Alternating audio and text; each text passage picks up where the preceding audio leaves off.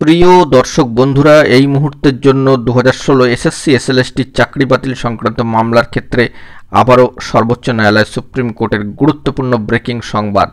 কার্যত আগামীকালকে কি মোড় ঘুরতে পারে? সুপ্রিম কোর্টে পর্ষদের মামলায় গুরুত্বপূর্ণ অফিস রিপোর্ট কিন্তু উঠে আসলো। কি আবেদন করা হয়েছে আমরা সবটাই কিন্তু দেখে নেওয়ার জন্য চেষ্টা করব। তো ভিডিওটিকে একেবারে শেষ পর্যন্ত ওয়াচ করবেন। অত্যন্ত গুরুত্বপূর্ণ ইনফরমেশান, কোনোভাবে স্কিপ করবেন না। চ্যানেলটিকে এখনই সাবস্ক্রাইব করে নিয়ে সঙ্গে থাকবেন। চলুন কথাবার্তা না বাড়িয়ে মূল টপিকে আমরা ফোকাস করি।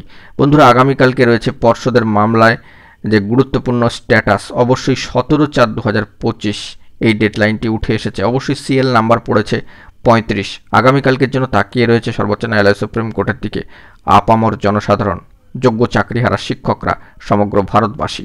সেই দিক থেকে দাঁড়িয়ে কোর্টের কি স্ট্যাটাস উঠে আসছে আমরা সেটা একটু দেখে নেওয়ার চেষ্টা করব, এবং পাশাপাশি যে অফিস রিপোর্টটি উঠে এসেছে পর্ষদের মামলার ক্ষেত্রে সেই দিকে একটু ফোকাস করব। তো চলুন অনস্ক্রিনে গিয়ে বিষয়টিকে আমরা একটু লক্ষ্য করি। বন্ধুরা, দেখতে পাচ্ছেন সর্বোচ্চ ন্যায়ালয় সুপ্রিম কোর্টের অফিসিয়াল সাইট থেকে উঠে এসেছে সুপ্রিমে পর্ষদের মামলার ক্ষেত্রে যে অফিস রিপোর্ট, সেটা অফিস রিপোর্ট ফর ডাইরেকশন। এই মামলার ক্ষেত্রে বলা প্রয়োজন যে আগামীকালকে অর্থাৎ 17 এপ্রিল এই মামলার সিএল নাম্বার এসছে কিন্তু 35, এবং এই যে ডেডলাইনটা 17/4/2025 বা 17 এপ্রিল, এই ডেটটার নিয়ে কিন্তু একটা জল্পনা প্রথম থেকেই সামাজিক গণমাধ্যম এবং খবরগুলিতে উঠে আসছিল। তো পরবর্তী ক্ষেত্রে লক্ষণীয় বিষয় যে অফিস রিপোর্ট। তো অফিস রিপোর্টের যে বিষয়টা উল্লেখ করতেই হবে এখানে, যে 3রা এপ্রিল যে জাজমেন্টটি হয়েছে, 3রা এপ্রিল 2025, এই জাজমেন্টটি যে হয়েছে 2016 এসএসসি এসএলএসটি চাকরি বাতিল মামলার ক্ষেত্রে, তার পেপার জমা করা হয়েছে সম্মানীয়া মিস হিমা লরেন্স, সম্মানীয়া অ্যাডভোকেট মহাশয়া, কাউন্সিল ফর দ্য পিটিশনার।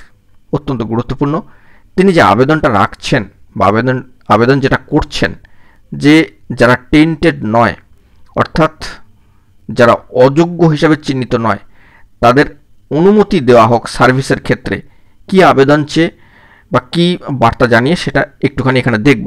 যে it is further submitted that now miss Hima Lawrence, সম্মানীয় অ্যাডভোকেট মহাশয়া, counsel for the petitioner in civil appeal number দেওয়া রয়েছে এবং ডেডলাইনও রয়েছে।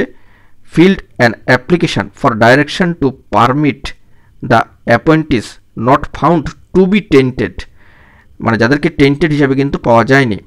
তো বুঝতেই পাচ্ছেন এখানে কিন্তু অযোগ্য হিসেবে যাদেরকে পাওয়া যায়নি তাদের কথাটাই বলা হচ্ছে, to continue in service till the end of the academic year or until the process of fresh appointment to such post is concluded whichever is earlier।